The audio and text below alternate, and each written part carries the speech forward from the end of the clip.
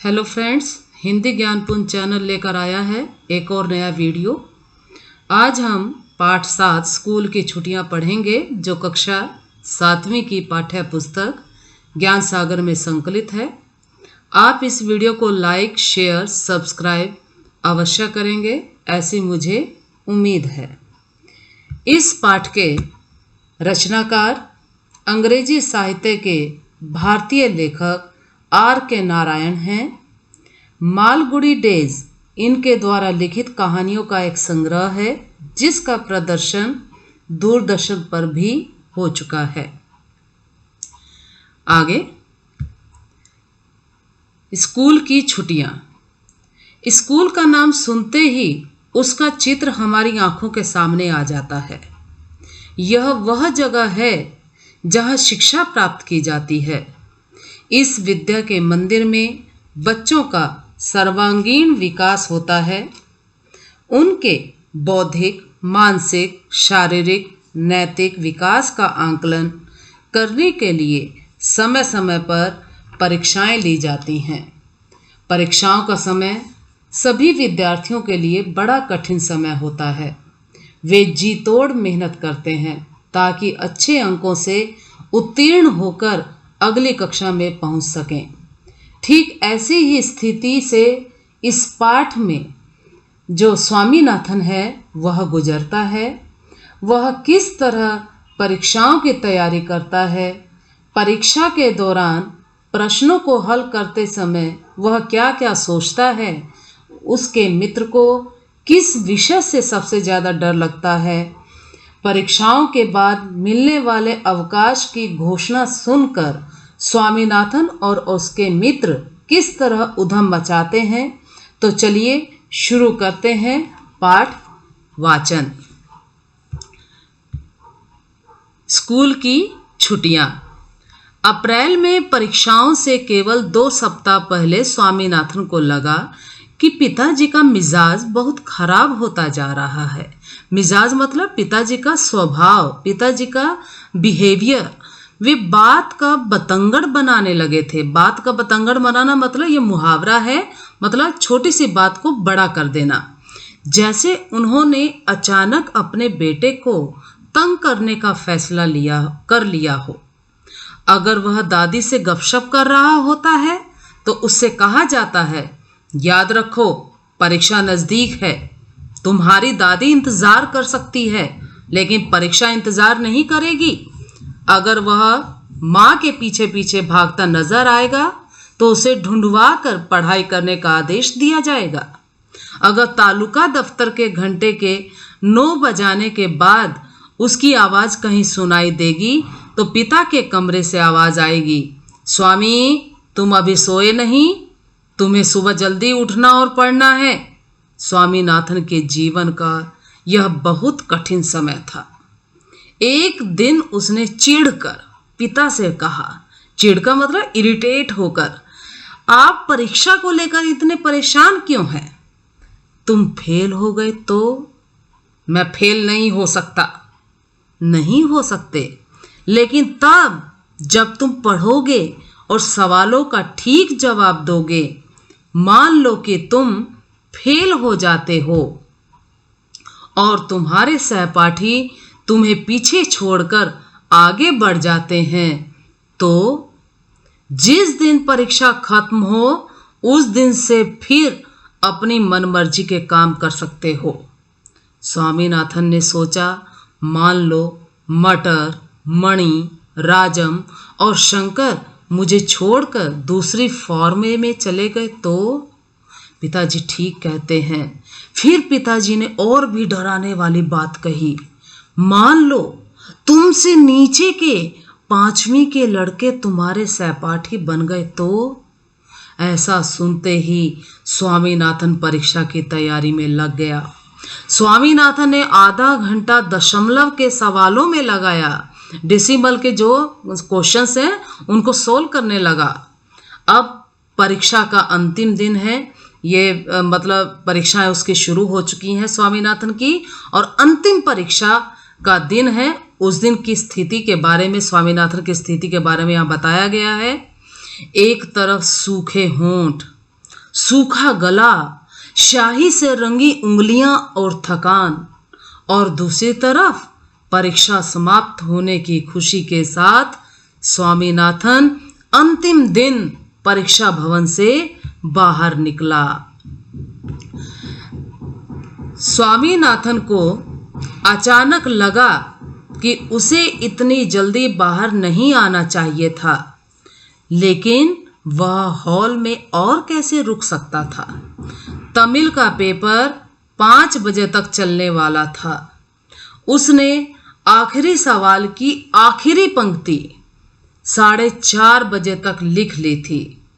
6 प्रश्नों में से पहला प्रश्न उसने संतोषजनक रूप से किया था, मतलब सेटिस्फैक्शन था उसको कि मैंने पहला प्रश्न मतलब ठीक ठाक लिखा है। दूसरे के बारे में उसे संदेह था, और जो दूसरा क्वेश्चन था उसके बारे में उसे डाउट था कि ये सही है या गलत है। तीसरा ठीक था, और चौथे के बारे में उसे साफ पता था, एकदम क्लियर कट उसे मालूम था कि जो जवाब उसने लिखा है वह गलत है, लेकिन उसे सही उत्तर का भी पता नहीं था कि उसका सही उत्तर क्या होना चाहिए था।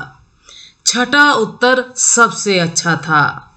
इसका उत्तर देने में उसे 1 मिनट लगा था।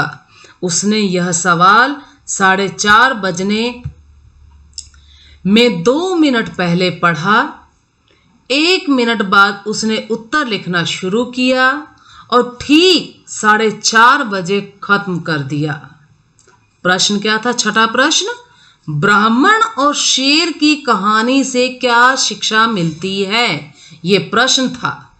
इसका उत्तर उसने सोचा, पहले उसने उस कहानी को याद किया कि वो कहानी क्या थी। एक ब्राह्मण तालाब के किनारे से गुजर रहा था।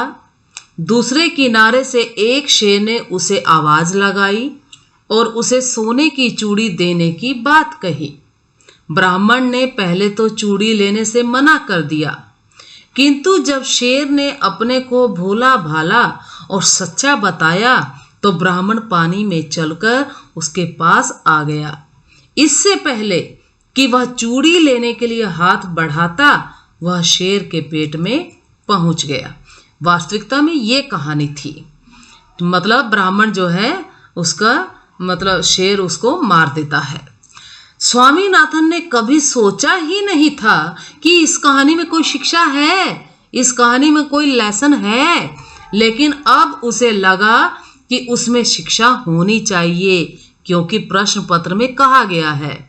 इससे पहले स्वामीनाथन को नहीं पता था कि इस कहानी में भी कोई लेसन हो सकता है, कोई शिक्षा हो सकती है, कोई सीख हो सकती है। लेकिन जब प्रश्न पत्र में पूछ लिया गया तब वो सोचने पर मजबूर हो गया कि जरूर इस कहानी में कोई ना कोई शिक्षा होगी।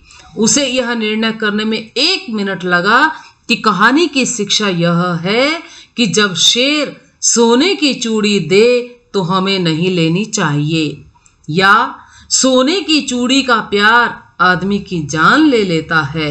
उसने दूसरे जवाब में अधिक शिक्षा देखी और उसे लिख दिया। लिखने के बाद उसने हॉल की बड़ी दीवार घड़ी की ओर देखा। आधा घंटा और। वह आधा घंटा यहाँ क्या करेगा? लेकिन सबसे पहले हॉल से निकलते हुए उसे अटपटा सा लगा। दूसरे लड़के भी उसकी तरह जल्दी और सही सही उत्तर क्यों नहीं दे पा रहे? उसे समय काटना मुश्किल लगा। घंटी बजी। 2-2, 3-3 की टोलियों में लड़के हॉल से निकले। पिछले 3 घंटों का वातावरण एकाएक बदल गया। चारों ओर उत्साहपूर्ण बातचीत का कोलाहल भर गया। एकाएक का मतलब होता है अचानक, और कोलाहल का मतलब होता है शोर शराबा। तो ये जो स्थिति थी ये परीक्षा के अंतिम दिन की स्थिति थी। अब सब बच्चे जो है परीक्षा दे करके अपने अपने हॉल से बाहर निकल आए। अब आगे स्वामीनाथन ने एक सहपाठी से पूछा, एक सहपाठी मतलब अपने क्लासमेट से पूछा, तुमने आखिरी सवाल के जवाब में क्या लिखा? आखिरी सवाल कौन से वाला? कि सीख क्या मिलती है, इस कहानी से क्या सीख मिलती है? कौन सा? शिक्षा वाला? तुम्हें याद नहीं है अध्यापक ने क्लास में क्या बताया था? सोने के लालच में ब्राह्मण की जान चली गई, ये शिक्षा थी। सोना वहां कहाँ था? स्वामीनाथन ने आपत्ति की। आपत्ति की मतलब उस पर ऐतराज हुआ कि वहां सोना तो था ही नहीं, वहां तो सोने की चूड़ी थी, वहां तो सिर्फ सोने की चूड़ियां थी। तुमने इसका जवाब कितना लंबा दिया? 1 पृष्ठ। सहपाठी ने उत्तर दिया कि मैंने तो इस प्रश्न का उत्तर 1 पेज लिखा है।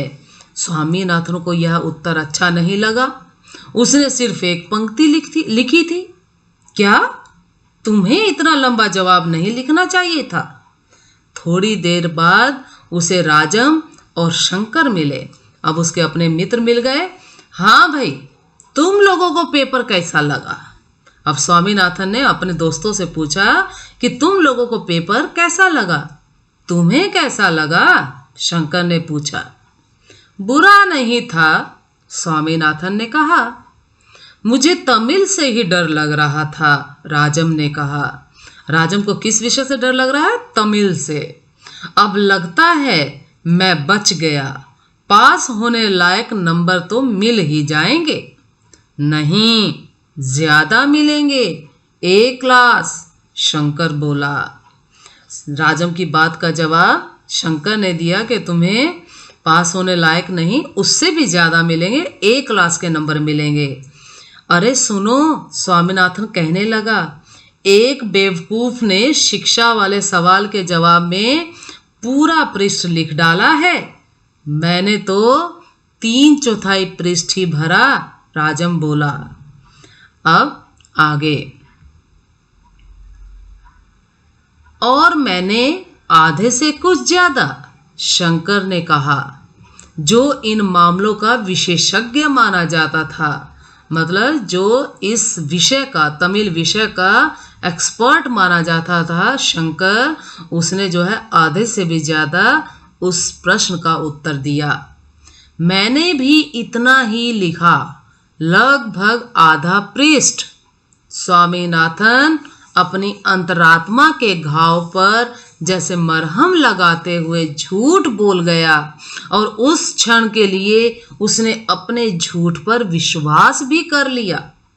मतलब जब उसने अपने दोस्तों से 6ठे प्रश्न के उत्तर के बारे में बातचीत की तो सबने, किसी ने कहा मैंने जो है इसका 1 पेज उत्तर लिखा, किसी ने कहा जी मैंने आधे से कुछ ज़्यादा लिखा, किसी ने कहा कि मैंने जो है आधा लिखा। तो अब स्वामीनाथन, जिसने उस प्रश्न का उत्तर केवल 1 पंक्ति में दिया था, 1 लाइन में दिया था, उसने भी पूरी तरह से झूठ बोल दिया कि मैंने भी इस प्रश्न का उत्तर लगभग आधा पृष्ठ लिखा है, और उस झूठ के ऊपर वो खुद ही विश्वास भी कर लेता है ये लिखा है। अरे तुम लोग जानते हो ना, कल से स्कूल की छुट्टी, तो फिर कल क्या करोगे? किसी ने पूछा। मैं अपनी किताबें चूल्हे में डाल दूंगा, स्वामीनाथन बोला। शंकर ने कहा, मेरे पिता ने छुट्टियों में पढ़ने के लिए कई किताबें मुझे खरीद दी हैं, जहाजी सिंदबाद, अली बाबा आदि। जहाजी सिंदबाद और अली बाबा क्या है? ये बच्चों की कॉमिक्स बुक्स होती हैं जिन्हें बच्चे पढ़ते हैं।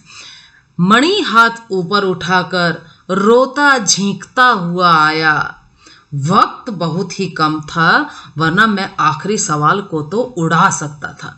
कुछ बच्चे होते हैं ना कि समय रहते भी जो है पेपर पूरा नहीं कर पाते, ठीक वैसे मणि है, उसने जो है आखिरी सवाल जो है शायद नहीं लिख पाया, और इसी वजह से उसने कहा कि वक्त बहुत कम था, समय बहुत कम था, नहीं तो मैं आखिरी सवाल को तो लिख ही देता। मटर भी कहीं से प्रकट हुआ। उसके बाएं गाल पर स्याही की बड़ी लकीर थी, एक बड़ी सी लाइन बनी हुई थी। 15 मिनट बाद फिर घंटी बजी। सारा स्कूल हॉल में इकट्ठा हो गया। सबके चेहरों पर खुशी थी और बातों में अच्छी दोस्ती की झलक थी। अध्यापक भी अपनापन दर्शाते हुए खुश लग रहे थे। तो सबके चेहरों पर खुशी क्यों थी? क्योंकि वो परीक्षा का अंतिम दिन था और उसके बाद स्कूल की छुट्टियां होनी थी। अब हेडमास्टर मंच पर आए। हेडमास्टर कौन? मतलब प्रिंसिपल। और शोर के थमने का इंतजार करने के बाद उन्होंने छोटा सा भाषण दिया। एक छोटी सी स्पीच उन्होंने दी। वहाँ के जो हेडमास्टर थे उन्होंने कहा कि स्कूल जून की 19 तारीख तक बंद रहेगा और 20 जून को खुलेगा। जिस तरह से आपके स्कूल की छुट्टियां होती हैं, ठीक वैसे ही स्वामीनाथन के स्कूल की भी परीक्षाओं के बाद छुट्टियां हो रही हैं और जून की 19 तारीख तक उनका स्कूल बंद रहेगा और 20 जून को उनका स्कूल खुलेगा।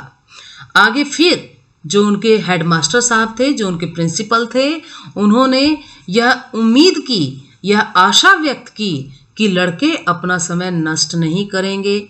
उन्होंने बच्चों को इंस्ट्रक्शंस दी, हिदायतें दी कि सब बच्चे अपना टाइम वेस्ट नहीं करेंगे और कहानियों की किताबें पढ़ते रहेंगे तथा साथ ही साथ अगली क्लास की किताबों पर नज़र डालते रहेंगे। मतलब कहानियों की किताबें पढ़ेंगे और कहानियों की किताबों के साथ साथ जो नेक्स्ट लेवल की क्लास है उस क्लास की किताबों को भी पढ़ेंगे, क्योंकि वे आशा करते हैं कि सब अगली क्लास में जाएंगे, सब पास हो जाएंगे और अगली क्लास में चले जाएंगे। अब 1 मिनट और प्रार्थना होगी और उसके बाद सब लड़के अपने अपने घर जा सकते हैं। प्रार्थना के अंत में जैसे तूफान आ गया। ऊंची आवाजों और चिल्लाहटों का झुंड रेले की तरह हॉल से बाहर निकला। रेले मतलब जिस तरह से पानी का एकाएक बहाव आता है, उसी तरह से छुट्टी की घोषणा होते ही हॉल से सब बच्चे बाहर निकल आए। मणि ने स्कूल के गेट पर तेजी से काम किया। मतलब उसने बहुत जल्दबाजी दिखाई। उसने क्या किया? किसी का कलम छीना, किसी की दवात और उन्हें तोड़ दिया। उसके आसपास लड़कों की खुशी और उत्तेजना से भरी भीड़ थी। जैसे जैसे वो दवात तोड़ रहा है, कलम तोड़ रहा है, कलम छीन रहा है, उन्हें तोड़ दे रहा है, उसको देखकर लड़के खुश हो रहे हैं और भीड़ में जो है जोश बढ़ता जा रहा है। एक एक चीज के टूटने पर खुशी की चीत्कार उठती थी। सब खुश होकर के चिल्लाते थे। उस क्षण के उत्साह में आकर स्वामीनाथन ने अपनी दवात खुद ही अपने सिर पर उलट ली थी और बहती स्याही से उसकी आंखों के नीचे काले दायरे पड़ गए थे, काले ब्लैक सर्कल हो गए थे। और स्वामीनाथन इतना खुश हो गया था कि उसने खुद अपनी इंक वाली जो पोट थी उसको जो है अपने ऊपर उड़ेल लिया और उससे उसकी आंखों के नीचे ब्लैक सर्कल बन गए। पुलिस का एक सिपाही सड़क से गुजरा। उसी समय एक सिपाही सड़क से जा रहा है। मणि ने उसे आवाज दी। मणि कौन है? मणि जो है स्वामीनाथन का दोस्त है। और उसने क्या कहा? सिपाही जी, इन लड़कों को गिरफ्तार कर लो। इसके साथ ही सैकड़ों कंठों से निकले विजय घोष से आसमान गूंज उठा। सैकड़ों कंठों मतलब सबके गलों से, सबके गले से आवाज निकली। फिर कुछ और दवातें फोड़ी गईं और कुछ और कलम तोड़े गए। इस सारे तमाशे के बीच मणि जोर से बोला, कोई सिंगाराम की पगड़ी ले आए, मैं उसे रंग दूंगा। अब सिंगाराम कौन है? सिंगाराम स्कूल का चपरासी है, जो क्या है, आज़ादी के इस उत्साह से प्रभावित नहीं था, क्योंकि वो इस उत्साह में शामिल नहीं था, क्योंकि आज के बाद बच्चे स्कूल नहीं आएंगे और उसके बाद जो है सब बच्चे अपना छुट्टी की घोषणा के बाद घर चले जाएंगे, स्कूल एकदम सुनसान हो जाएगा। इस वजह से वो प्रभावित नहीं हुआ। जैसे ही उसके कानों में भनक पड़ी कि उसकी पगड़ी को रंगने की योजना बन रही है, वह डंडा लेकर भीड़ की तरफ दौड़ा, उन बच्चों के पीछे दौड़ पड़ा और उधम मचाने वालों को तितर बितर कर दिया। तो इस तरह से हमने यह पाठ पढ़ा। स्कूल की छुट्टियों का पाठ पढ़कर हमने जो है परीक्षाओं से पहले और परीक्षाओं के बाद की स्थिति के बारे में जाना और समझा। इसके लिए बहुत बहुत धन्यवाद।